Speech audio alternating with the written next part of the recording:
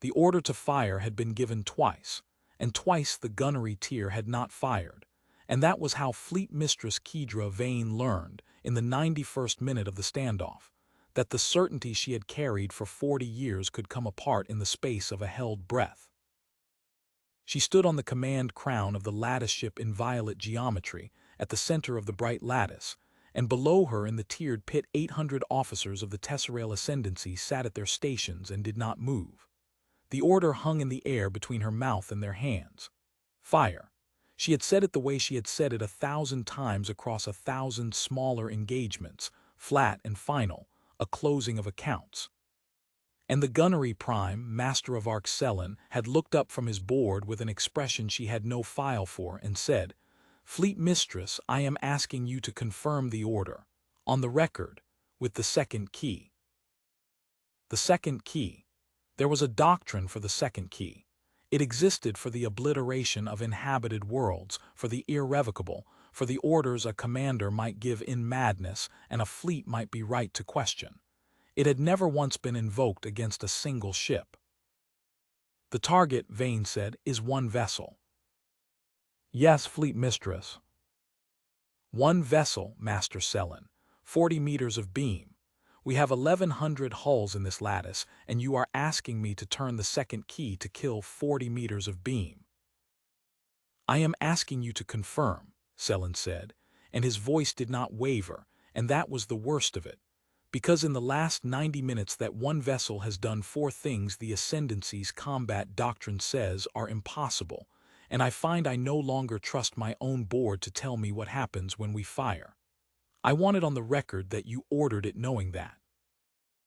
The pit was silent. 1,100 ships hung in the dark of the Veil threshold, arrayed in the perfect concentric shells of the bright lattice, the formation that had broken 19 species and never once been broken in return. And at the geometric heart of all that arrayed power, on the tactical sphere above Vane's crown, a single gray mote sat motionless and would not resolve into anything her instruments could name. She had come to the Veil threshold to open it, that was all. The threshold was a fold in space, a narrow stable seam between the Ascendancy's settled reach and the unmapped dark beyond it, and the Ascendancy did not leave seams unmapped. A survey flotilla had gone through 9 days ago. The survey flotilla had not come back. And so the bright lattice had been dispatched, 1,100 hulls under the Ascendancy's most decorated fleet mistress, to find what had silenced the survey and to file it, weigh it, and overcome it, because that was what the Ascendancy did to everything it found. What it had found was one ship. "Replay the first contact," Vane said. "All tiers. I want them to see what they are being asked to fire on." The sphere wound back 91 minutes. The bright lattice had come through the threshold in formation, shell within shell, and the survey flotilla's wreckage had been waiting for them 14 hulls, the entire flotilla drifting cold and dark and intact. That was the first thing Vane's analysts had flagged as wrong. Intact. The survey ships had not been blown apart. They had been switched off. Every reactor cold, every system dead, the hulls unmarked, as though some hand had reached into each of them and simply turned them down to nothing, and then left them hanging in the dark as a thing left in a doorway for the next visitor to find. And past the wreckage, motionless against the unmapped dark, the gray vessel. It was small. That was the first fact, and it never stopped being the central fact. 40 meters along its longest axis, a blunt gray wedge, weathered, its plating scored and patched in mismatched shades as though it had been mended many times by hands that cared only whether it worked. It carried no insignia the analysts could read. It sat at the mouth of the threshold the way the survey wreckage sat, as a thing placed, and it did not move, and it did not hail, and it did not run. "Designate it," Vane had said, 91 minutes ago, in the easy voice of a woman beginning a routine. "Designating," her threat prime had answered. "It registers as Fleet Mistress, it registers as nothing. No drive signature, no reactor bloom, no weapon emissions. The instruments read it as cold as the wreckage, as dead." "It is not dead," Vane had said. "Dead things drift. That thing is holding station against the threshold's pull. Something aboard it is awake. She had looked at the small gray shape a moment longer than she meant to. Hail it. They had hailed it, and the small gray ship had answered, on the open band, unencrypted, in a flat, unhurried voice that the translators rendered without difficulty into the Ascendancy's tongue. And the message had been 4 sentences long, and Vane had made the pit replay it now so that the 800 who were refusing to fire would remember exactly what kind of thing they were refusing to fire on. "This is the destroyer quiet verdict of Earth," the voice said. "You are at the threshold of space that is spoken for. Your survey came through and we turned it around without harm and sent it home dark as a courtesy and a warning. Turn your fleet around the same way and this ends here. Hold fast out." 1,100 hulls, 1 destroyer, and the destroyer had spoken to them as one speaks to a guest who has wandered 1 room too far into a house. "Turn it off," Vane had said 91 minutes ago in the same easy voice, because the thing was plainly bluffing and the Ascendancy did not turn its fleets around for bluffs. "Lattice shell 3, 1 ranging salvo. Disable its drive and we will take it intact and learn what arrogance looks like inside." That was the first thing the doctrine said was impossible, and the sphere showed it to the pit now. The whole tier watching the recording with the stillness of people watching a thing they did not want to see again. Shell 3 had fired. 220 lance beams, the Ascendancy's precision instrument, each one calibrated to thread a moving target across a light second and sever a drive nacelle without touching the hull around it. 220 beams had reached for the small gray ship across the dark. And not one of them had landed. The quiet verdict had not dodged. It had not raised a shield bloom the instruments could read. It had simply not been where the beams arrived, by a margin so fine that the recording, slowed to its limit, showed the lance fire passing along the hull's flanks close enough to light the weathered plating in 220 bright lines, and not one beam touching. The ship had moved a hand's breadth, a calculated minimum, the exact displacement and no more in the fraction of a second between the lattice's firing solution locking and the beams arriving, as though it had known the solution before the lattice computed it. "It read our firing solution," the threat prime had said, in a voice that had already begun the long climb toward where it was now. "Fleet-mistress, it cannot have read our firing solution. The solution exists for 40 milliseconds inside our own lattice before the beams launch. There is no band it could be on. There is no—" Again, Vane had said, "Shell 3 and 4 together, 400 beams, vary the solution, let it guess wrong." 400 beams. The quiet verdict had moved again, the same minimal displacement, the same impossible foreknowledge, and 400 lance beams had drawn 400 bright lines along a hull that was simply, each time, a hand's breadth from where the beams expected it. And on the 401st millisecond, the small gray ship had fired back. It fired once. A single beam, thin, unremarkable on the threat board, no brighter than one of the lattice's own lances. It crossed the dark and it touched the flank of the lattice cruiser Symmetry Absolute, 4th ship of Shell 3, 800 crew, a hull that had survived the reduction of the core spiral. And the Symmetry Absolute went cold. Not destroyed. The recording showed it whole, unmarked, intact and dark, every light along its length winking out in a single rippling instant from bow to stern, reactor to running lamp, the way a held breath stops. 800 crew and the hull hung in the lattice exactly where it had been, switched off, as cold and as whole and as silent as the survey wreckage at the mouth of the threshold. "That is the second thing," Selin said now quietly from the gunnery tier as the recording held on the dark cruiser. "It does not destroy, it turns off.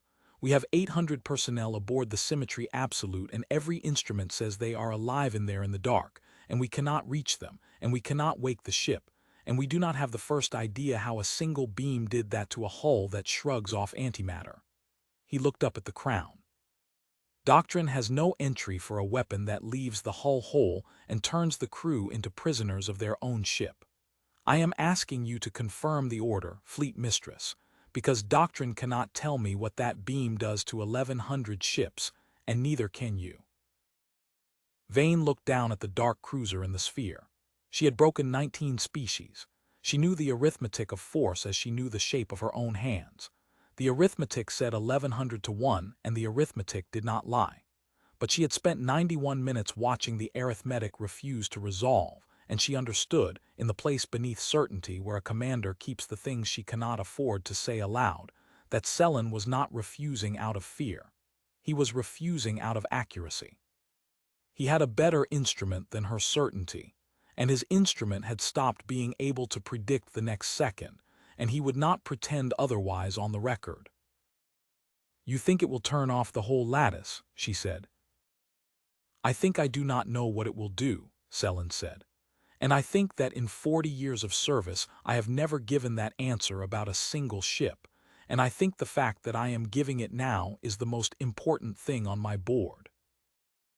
The standoff had begun in that moment, 91 minutes ago, when the symmetry absolute went dark, and it had not ended since. Vane had not fired again. The quiet verdict had not fired again. 1,100 hulls held their concentric shells around one gray wedge that had switched off a cruiser, and read their firing solution before they launched it, and the dark between the two forces filled with a thing the Ascendancy had no word for, because the Ascendancy had never needed one. The held breath before a thing too large to undo. Vane had not built her reputation on hesitation. She had built it on speed, on the certainty that the Ascendancy's superior coordination meant that the correct order, given fast, ended an engagement before the enemy understood it had begun. She had broken the core spiral in 14 minutes. She had reduced the Pelthan Confederacy in a single afternoon. Their whole defensive fleet folded into the lattice and switched off before their council finished debating terms. Speed was the doctrine, and speed was the faith, and the faith had never failed her. And now, for the first time in 40 years, speed was the thing she could not afford, because every fast order she might give led to a place her gunnery prime could not see the bottom of, and a commander who gives a fast order into a dark she cannot measure is not decisive. She is simply the first to fall. "Open the band to it," Vane said. The pit stirred. To hail a target mid-engagement was itself a kind of admission, and every officer in the tier knew it, and Vane gave the order anyway, because she had learned long ago that the commander who would not ask a question for fear of how it looked was the commander who lost ships to her own pride. The band opened. The flat, unhurried voice came back at once, as though it had been waiting, as though 40 meters of weathered gray beam had all the time in the void and knew it. "Quiet verdict," it said. "This is Fleet Mistress Kedra Vane of the Tesserail Ascendancy, commanding the bright lattice." She kept her voice flat to match it. She would not let the small ship hear the 88 minutes in it. "You have disabled one of my cruisers. 800 of my people are dark inside it. I want to understand what you have done before I decide what I will do." "They're alive," the voice said. "Everyone. The ship's asleep, not dead. When your fleet goes back through the threshold, it wakes up and they go home and they tell you what I'm about to tell you, so you don't have to learn it the longer way." "And what is it you would tell me?" "That you've already lost," the voice said, without heat, without triumph, in the exact flat register a clerk uses to read a number that has already been totaled. "Not because of what we'll do to you, because of what you've already seen. You fired 620 beams at this hull and not one of them touched it, and your gunnery officer has stopped trusting his board, and your fleet has stopped trusting your orders, and none of that unhappens when I stop talking. You came here certain. You can't leave certain. The only thing you still get to decide is how many of your ships go home awake." Vane was quiet for a moment. The voice had named the standoff exactly, had named Selen's refusal, had named the held breath in the pit, had named the precise hairline crack that ran now through the certainty of 1,100 hulls, and it had named it from 40 meters of weathered gray beam that should not have been able to see any of it. "You read more than our firing solutions," she said. "We read everything you put on a band," the voice said. Every ship in your lattice is shouting to every other ship in your lattice, all the time in the clear because you've never once met a thing you needed to whisper around. We've been listening to your fleet talk to itself since before you came through the threshold. We knew your formation before we saw it. We knew the symmetry absolute was Shell 3, 4th ship, 800 crew before we put it to sleep. We knew Master Selen would ask for your second key before he asked, because the moment your first salvo missed, his board started saying things he'd never seen it say, and a man like that doesn't fire on a target his instruments can't predict. You built a fleet that screams. We built a ship that listens. That's the whole of it, fleet-mistress. That's the category of thing you wandered into. The pit had gone very still. Every officer in the tier understood all at once the thing the voice had just laid bare.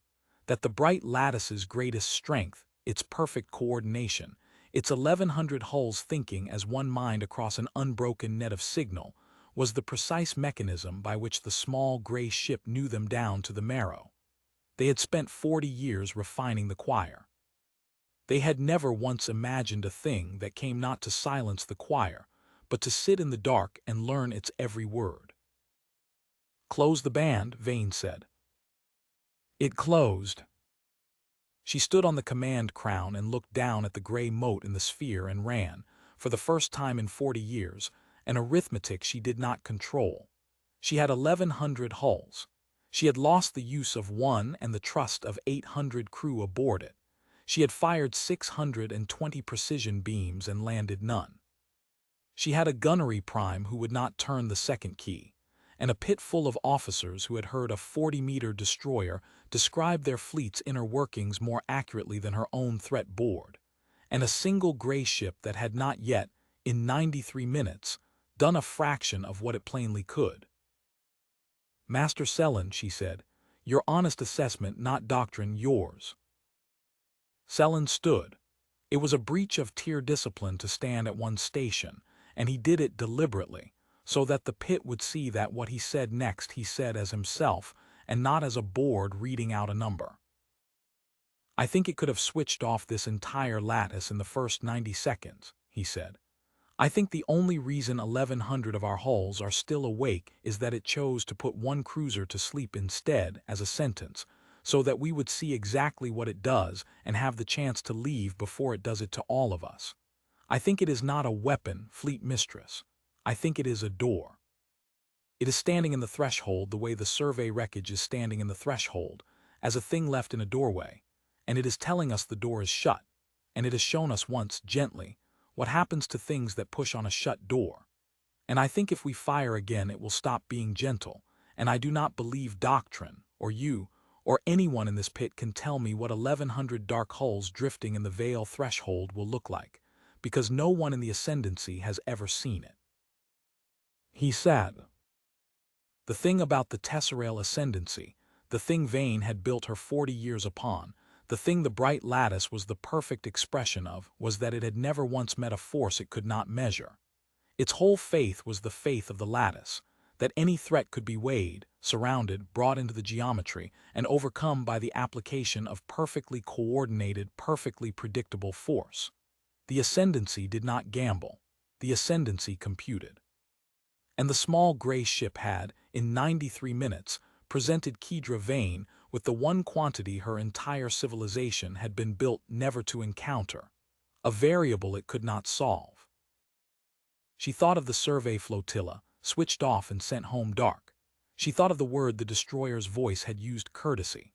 The thing had turned around 14 ships without harming a soul aboard them and called it a courtesy, and it had called the warning a courtesy too, and now it was offering the bright lattice the same courtesy, and Vane understood with a cold clarity that the courtesy was the most frightening thing about it. A thing that destroyed could be answered with destruction. A thing that chose every time to do less than it could, that switched off rather than blew apart, that warned rather than struck, that left its enemies alive specifically so they would carry the lesson home, was a thing operating from a position so far above the engagement that mercy cost it nothing.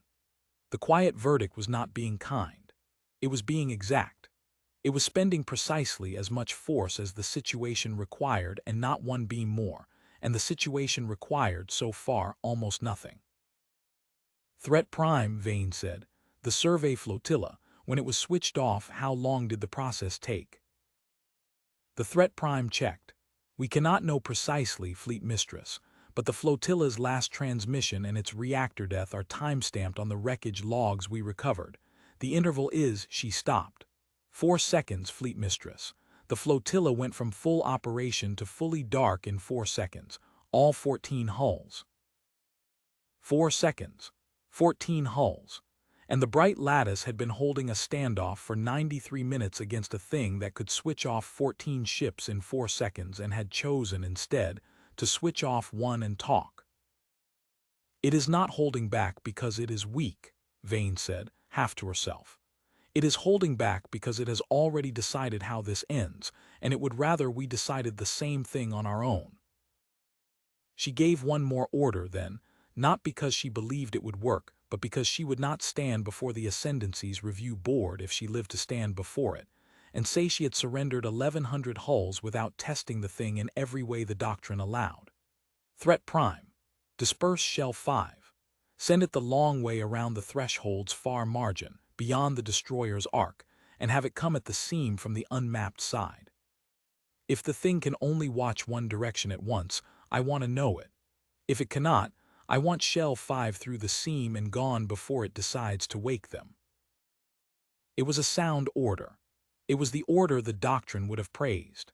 Shell 5, 240 hulls, peeled away from the lattice and ran the long arc out into the dark, killing their drives where they could, coasting cold the last 1,000,000 kilometers toward the threshold's far lip, a flanking move executed with the silent precision that had broken 19 species. The quiet verdict did not turn to face them. It did not move at all. It simply spoke on the open band in the flat voice, while Shell 5 was still 300,000 kilometers from the seam. Shell 5 is coasting cold off your starboard high margin, Fleet Mistress, the voice said. 240 hulls, drives down, trying to come at the door from the side I'm not looking at. There isn't a side I'm not looking at. You're broadcasting their position to me every time they correct their drift. The correction burns show up on the same band as everything else, and they're still talking to your flag to coordinate the approach. I can read the whole maneuver in the chatter. I'm not going to switch them off because they haven't crossed the seam and you're allowed to try. But I want you to understand that the flank doesn't exist, not against a thing that listens. The flank is just another part of the song. A pause. Bring them home, Fleet Mistress, before one of their navigators gets nervous and crosses the line, and I have to teach you the same lesson twice in one afternoon. Vane recalled Shell 5. They came home cold and silent and ashamed. 240 hulls that had executed a flawless flanking maneuver against a target that had read it off their own coordination signals before they were halfway through it. And the pit, watching Shell 5 rejoin the lattice unfired upon, understood the last thing it had been refusing to understand.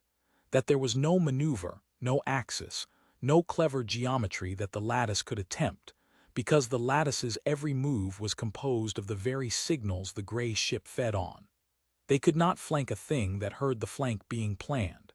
They could not surprise a thing that read the order to surprise it. The more perfectly they coordinated, the more completely the lattice behaved as the single beautiful instrument 40 years had made it, the more completely the gray ship knew them. Vane tried one more thing, and she tried it because she was Kedra Vane, and because the woman who had broken 19 species did not arrive at surrender by a single road. If the gray ship's power was that it listened, then the answer the doctrine offered was noise. She ordered the lattice to flood every band the Ascendancy possessed, to drown the seam in a wall of false signal, 10,000 decoy firing solutions, 10,000 phantom maneuvers, a storm of coordination chatter so dense that no listener, however patient, could pick the true order out of the false. It was the one stratagem the doctrine had against an enemy that read transmissions, bury the truth in volume.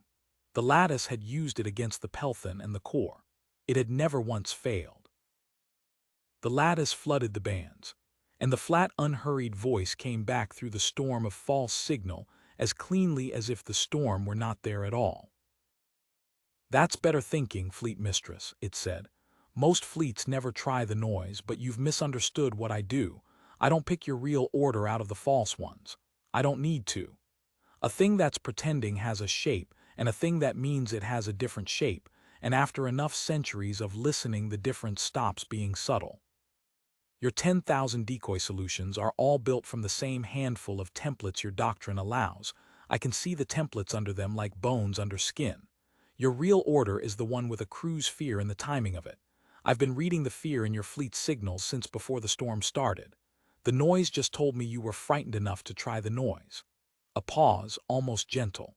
Stop spending your bands. You're tiring your crews and teaching me nothing I didn't have. There is no signal you can send that hides you from a thing whose whole life is listening. That was the lesson the survey carried home, except the survey came home dark and couldn't tell it. You can. Use the gift. Vane silenced the bands. The storm died and the seam went quiet, and in the quiet she understood that she had just watched her civilization's single answer to a listening enemy fail as completely as the lance beams had failed, and that there was nothing left in the doctrine to try. Fleet-mistress. This from a young tier officer, 3 rings out from the crown, whose name Vane did not know and would remember for the rest of her life. The officer's voice was thin. If it can do to us what it did to the flotilla, if it can switch off the whole lattice in 4 seconds, then we are not in a standoff. We have been in a standoff for 90 minutes only because it has allowed us to think we are. We are not 1,100 ships besieging one. We are 1,100 ships that one gray vessel has been deciding, second by second, whether to let go on existing. No one corrected her. That was the moment, Vane would think afterward, when the certainty finally finished cracking, not when the first salvo missed, not when the symmetry absolute went dark, not even when Shell 5 came home unfired upon, but when a junior officer said the true shape of the thing aloud in the pit, and no one in 1,100 hulls could find a reason she was wrong. Vane let the silence hold a moment. She had commanded long enough to know that there were silences a fleet recovered from and silences it did not, and that the difference lay entirely in what the commander did in the next 30 seconds. A second-tier officer at the navigation board spoke without being asked, which was itself a measure of how far the discipline had bent. Fleet-mistress, the seam will close in 14 hours. The conjunction that holds the threshold stable is passing. If we are to withdraw through it, we withdraw now, or we hold here until the next stable window, which is 40 days. He did not say the rest, because he did not need to. 40 days in the reach of a thing that had switched off a cruiser with one beam and could switch off the lattice in 5 seconds was not a window. It was a sentence, and the only question was whether the picket would let them serve it. Vane heard the arithmetic close around her like a hand. 14 hours or 40 days inside the listener's reach. There was no third door. The gray ship had not merely beaten her in the engagement. It had arranged the very geometry of space so that the only path out was the path home, and it had done so by the simple act of choosing a seam that closed on a clock. Even the stars, she thought, were part of the song the picket was reading. "Bring me the second key," she said. The pit froze. Selin turned in his seat. "Fleet-mistress." "I am not going to fire it," Vane said. "I am going to hold it where the pit can see it, so that every officer in this lattice understands that I considered the order, and that I am the one who declines it. A commander does not get to leave a battle unfought and call it wisdom unless she first proves she had the will to fight it. Bring me the key." They brought her the second key. It was a small thing, a band of dark metal, and she held it up where the 800 could see it, and she did not turn it. "Here is the arithmetic," she said, and she pitched her voice to carry to the outermost ring. "We are 1,100 hulls, and it is won. By every doctrine the Ascendancy has ever written, that is a victory we have already won and are simply too slow to collect. And every officer in this pit knows that the doctrine is, for the first time in our history, lying to us. We fired 620 beams and touched nothing. It fired one and took a cruiser. It read Master Selin's mind before Master Selin read his board. It read Shell 5's flank off our own coordination chatter. It switched off our survey in 4 seconds and could switch off this lattice in 5, and it has chosen, every second for 95 minutes, not 2. We did not come here to find a thing we could not measure, but we have found one, and the measure of a fleet is not whether it meets such a thing. It is what it does in the 96th minute, when it finally understands what it has met. She lowered the key. "We are turning around," she said. "Lattice, prepare to withdraw through the threshold in reverse formation, outer shells first. We do not fire. We do not maneuver toward the target. We go back the way the survey went back, except we go back awake, because it has given us the chance the survey did not get, to leave under our own power and carry the lesson ourselves." The pit did not cheer. The ascendancy did not cheer. But Vane felt something move through the 800 below her that she had no file for either, and after a moment she understood it. It was relief, and under the relief, shame, and under the shame, the beginning of something colder and more useful. The understanding that they had been spared, and that being spared was its own kind of verdict. There was one officer who did not feel the relief, or who felt it and refused it. He was a shell commander named Oth, a hard man with a hard record, and he came up the tiers to the foot of the crown without leave, and he said, loud enough for the rings to hear, the thing Vane had known some officer would say. "Fleet-mistress, with respect, we are the bright lattice. We have never withdrawn. 19 species have learned what it costs to make us. If we turn around for one ship, if word goes home that 1,100 hulls ran from 40 meters of beam, then every border we hold becomes a question, and every species we broke begins to wonder, and the thing we lose here is not a cruiser. It is the fear that has kept the Reach quiet for 40 years. I would rather lose the lattice fighting than lose the ascendancy by leaving." It was a real argument. Vane did not pretend it was not. She looked down at Oth a long moment, and then she answered him in front of the pit, because the answer was for all of them. "You are right that we will lose the fear," she said. "You are wrong about how. The fear does not survive this engagement no matter what we do, Shell Commander, because the engagement is already over and we have already lost it. The only thing undecided is the body count. If we fight, the Reach hears that 1,100 hulls went dark in the Veil seam against one ship, and the fear dies with us, and there is no ascendancy left to be feared anyway. If we leave, the Reach hears that the bright lattice met a thing it could not measure and was wise enough to withdraw, and that is a worse story for us, and a true one, and the species we broke will indeed begin to wonder. Let them wonder. A fear built on a lie is a debt, Shell Commander, and the gray ship has just called it in. I would rather the ascendancy be wary than dead. Return to your shell." Oth stood a moment longer. Then he went back to his shell, and Vane understood that she had not convinced him, and that it did not matter, because she was the one holding the key. She had the band opened one more time. "Quiet verdict. This is Vane. We are withdrawing. Outer shells first, no maneuvers toward you, no further fire. I am holding my second key and I am not turning it. I want it on your record, as it will be on mine, that the order to fire was given and that I declined to repeat it." She paused. "You said we had already lost. You were correct. I would know the name of the thing that beat 1,100 hulls without waking most of them." The flat voice came back, and for the first time there was something under the flatness, not warmth. The destroyer did not do warmth, but a kind of acknowledgement, one professional to another across a gulf neither could fully cross. "The thing that beat you was your own confidence, Fleet-mistress. We just stood in the doorway while it did the work. But you asked for a name, so—" A pause. "There's a word in an old human tongue for a small ship whose only job is to sit at the edge of held space and watch the dark and decide, alone, who comes in and who turns around. Picket. We're a picket. There are 9 of us out here along your threshold's reach, and you met the nearest. If you'd pushed past this one, you'd have met the next, and the next is not as patient as I am. Go home, Fleet-mistress. Tell them the seam is spoken for. Tell them the door has a hinge, and the hinge has been here a long time and it does not wear out." Vane looked at the small gray ship a long moment.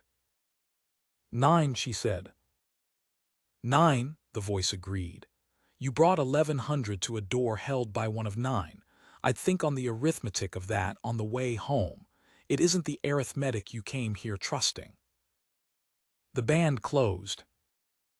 The bright lattice withdrew through the veil threshold in reverse formation, outer shells first, the way it had been ordered, and the quiet verdict did not fire on a single hull as they went.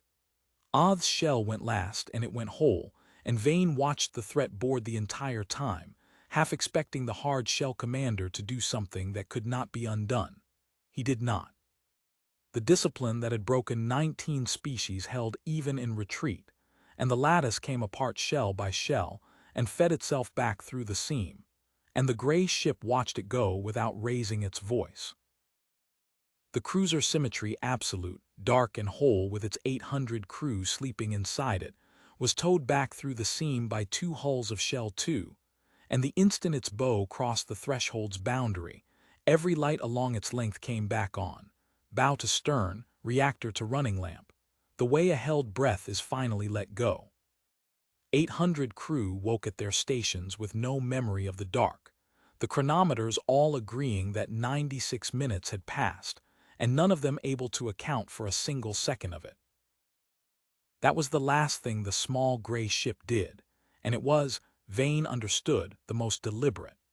It had said the cruiser would wake when the fleet went home, and it had waited until the precise boundary crossing to prove it, so that 1,100 hulls and 800 resurrected crew would carry back to the Ascendancy not a story of a battle, but a demonstration of control so total that it extended even to the timing of mercy. The interrogators came for the 800 first. The Ascendancy needed above all to know what had happened in the dark, what the human ship had done to a cruiser to switch it off and back on without a mark, whether anything had been taken, whether anything had been left. And the 800 had the same answer, every one of them in 800 separate rooms. There had been no dark. They had given the order to brace, the lights had flickered, and then the lights had come back and they were on the far side of the seam with 96 minutes gone and no sensation of any time having passed at all. Whatever the gray ship had done, it had not put them to sleep in any way they could feel. It had simply removed 96 minutes from 800 lives as cleanly as it removed a beam from a firing solution, and given them back at the boundary, and left no seam in the memory at all. The medical primes could find no injury. The system's primes could find no tampering. The Symmetry Absolute ran after, exactly as it had run before, except that everyone aboard it now knew, in a way no briefing could convey, that a 40-meter ship had held them in its hand for 96 minutes and set them down again unharmed, and that the setting down had been a choice. Vane filed the report herself. She did not delegate it, and she did not soften it, and she made it the most honest document the Ascendancy's archives had ever held. She wrote that the bright lattice, 1,100 hulls, the most decorated formation in the history of the Tesserail Ascendancy, had been sent to clear the veil threshold, and had found it held by a single human destroyer of 40 meters beam, designation Quiet Verdict, one of a screen of 9. She wrote that the destroyer had read the lattice's firing solutions across a band the Ascendancy did not know it was broadcasting on, and had read a 240 hull flanking maneuver off the lattice's own coordination chatter while it was still in progress. She wrote that it had absorbed 620 precision lance beams without taking one, and that it had disabled the cruiser Symmetry Absolute with a single shot that destroyed nothing and switched off everything, and that it had returned the cruiser and its 800 crew unharmed at the moment of withdrawal, removing 96 minutes from their lives so cleanly that no instrument and no memory could find the seam. She wrote that it had, by its own statement, the capacity to do to the entire lattice in 5 seconds what it had done to the survey flotilla in 4, and that it had declined to, throughout 96 minutes, for reasons of policy rather than incapacity. And she wrote that she had given the order to fire, and that her gunnery prime had asked her to confirm it with the second key, and that she had declined to repeat the order, and that she alone bore the decision to withdraw. And then she wrote the thing that the Ascendancy's review board would summon her to explain, the thing that would end one career and begin a different and stranger one, the thing she believed was the only finding in the report that mattered. She wrote, "We have built our entire faith on the principle that any force can be measured, surrounded, and overcome by superior coordination. The human picket inverted that principle without firing a second shot. Our coordination was not our strength against it. Our coordination was the precise mechanism by which it knew us. Every signal we passed to hold our lattice together, it heard, because we have never in our history met a thing we needed to fall silent around. We came to the threshold as a choir, 1,100 voices singing one perfect song, and we met a single listener in the dark who had been learning every word. The category of thing we encountered is not a stronger fleet. It is a thing that requires us to question whether the fleet, the lattice, the choir, the whole shape of how we make war is a strength at all, against an enemy whose only weapon is that it listens better than we have ever needed to. The review board did not like that finding. The review board wanted a finding that could be filed and overcome a tactical failure, a doctrinal gap, a thing the next bright lattice could be built to correct. Vane sat before the board and would not give it to them. "You want me to tell you what we should have done differently," she said, "so that you can do it differently next time and win. I am telling you there was nothing to do differently. Every choice the doctrine offered led to the same place, because the doctrine assumes a thing we can measure, and we met a thing we cannot. You may send another lattice to the veil threshold.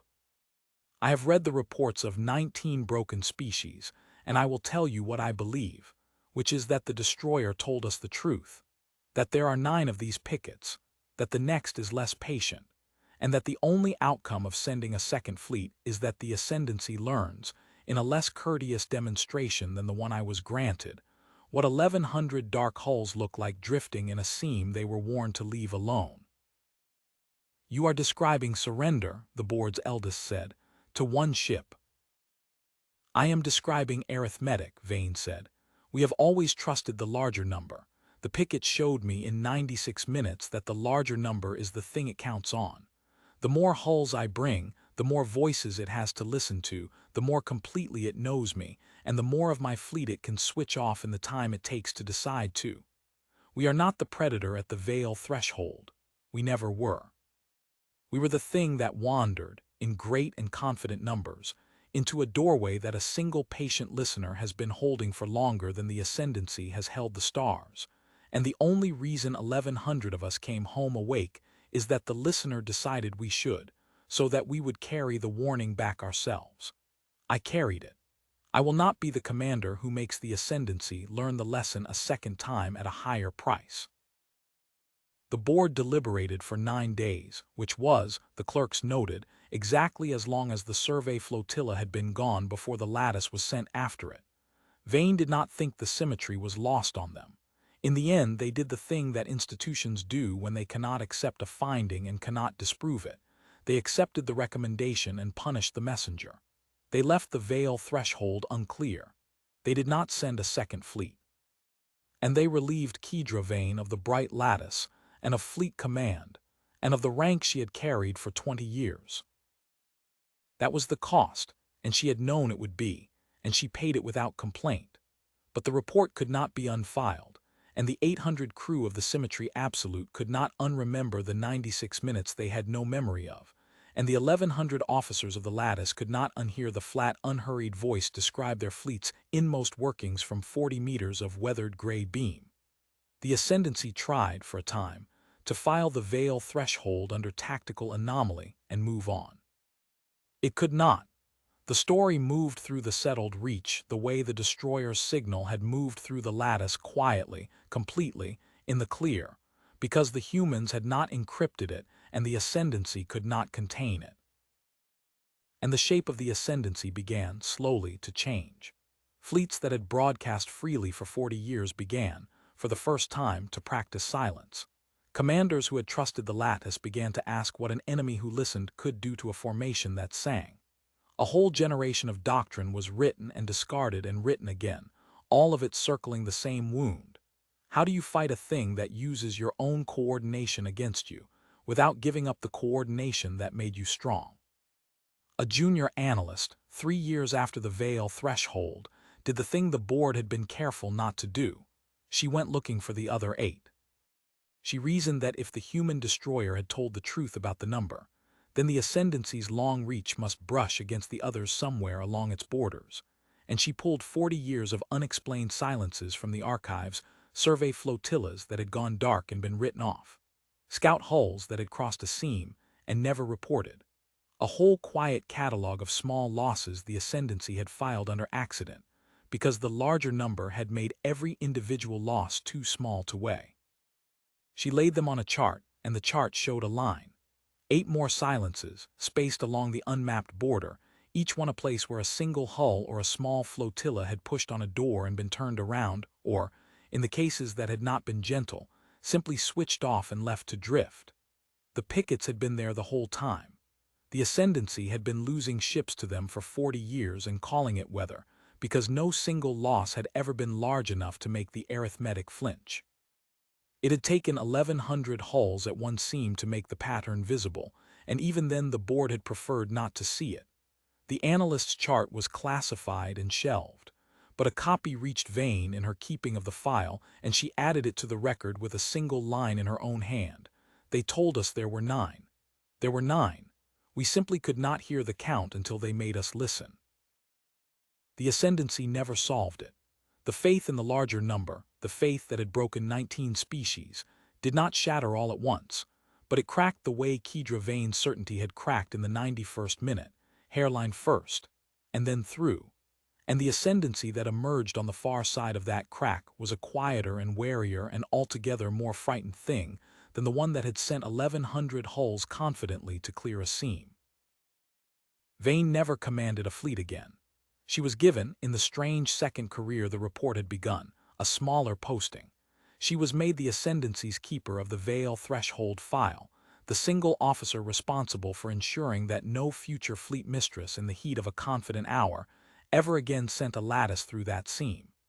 It was, the board believed, a humiliation, a war winner reduced to the guardian of a closed door. She did not experience it as a humiliation. She came to understand in the long, quiet years of keeping that file that she had been given the same posting as the thing that had beaten her. She, too, now sat at the edge of held space and watched a doorway and decided who could pass. She, too, had become a kind of picket.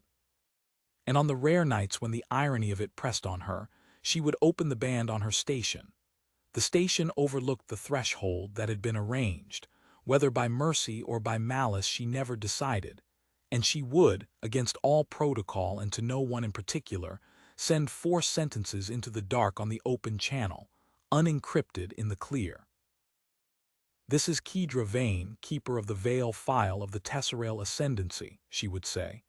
"The seam is held on our side too now. We are not sending fleets.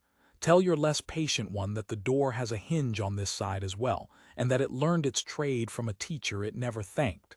Vane out." The dark never answered. She did not expect it to. The picket had said its piece in 96 minutes and had no reason to say more. It had turned 1,100 hulls around without waking most of them, and had gone back to its long watch, one of 9, at the edge of a doorway it had been holding since before the Ascendancy had a name for itself. But once, only once, in the 11th year of her keeping, the band crackled back, very faint, a single line in the flat, unhurried voice she had carried in her ear for 11 years, the voice that had described her fleet's inmost workings from 40 meters of weathered gray beam, and then let 1,100 of her people go home awake. "Heard you, keeper," the voice said. "The door holds, it always did, hold fast out."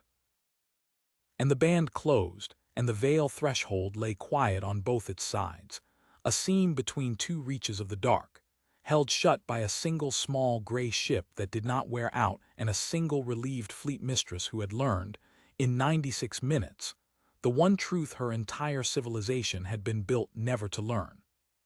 That the larger number is not destiny, that a thing that listens beats a thing that sings, and that the most frightening force in the galaxy is not the fleet that destroys, but the patient gray wedge in the doorway that chooses, every second, to do less than it could, and could end you in 5 seconds whenever it finally decided you were not worth the courtesy.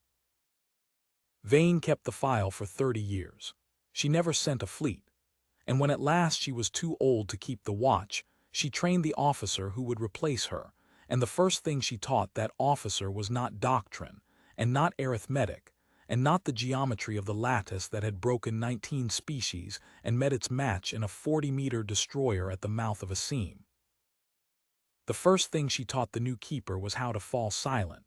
She made the young officer sit at the station for a full watch and pass no signal, send no coordination, broadcast nothing into the dark, and she watched the discomfort of it work on a mind raised, as Vane had been raised, to believe that a fleet that did not speak was a fleet that had already lost. "You feel it," Vane said when the watch was over. "The wrongness of the silence. That feeling is 40 years of doctrine telling you that you are weaker when you do not sing. Learn to live inside that feeling. The thing in the doorway lives inside it always. That is why it wins." And the second thing she taught was the count. "There are 9 of them out there," she said. "Or there were the night they let us go home. You will never see them. You will never need to. You need only remember the number and remember that we brought 1100 to a door held by one of 9, and that the one of 9 never raised its voice, and never missed, and never wore out, and never not once, in 96 minutes with my whole confident fleet inside its reach, needed to do more than it chose to do." She set the second key on the desk between them, the key she had held up before the pit and declined to turn, the key the ascendancy had let her keep as a private penance. "This opens the order that ends worlds," she said. "I held it up in front of 800 officers and I did not turn it, and that is the only thing I did at the veil threshold that I am certain was right. You will be tempted, someday, by some confident hour, to send a fleet through that seam and collect the victory the arithmetic promises. Some shell commander will come up your tears and tell you the reach is starting to wonder, and the fear is starting to fade, and the ascendancy cannot afford a door it does not hold. He will be right about all of it except the cure. When that hour comes, you will hold this key the way I held it where you can see it, and you will not turn it, and you will remember the number." "9, the new keeper said. "9, Kedra Vane agreed. "And one of them is enough. It always was. We just brought 1100 ships to the door before we let ourselves believe it.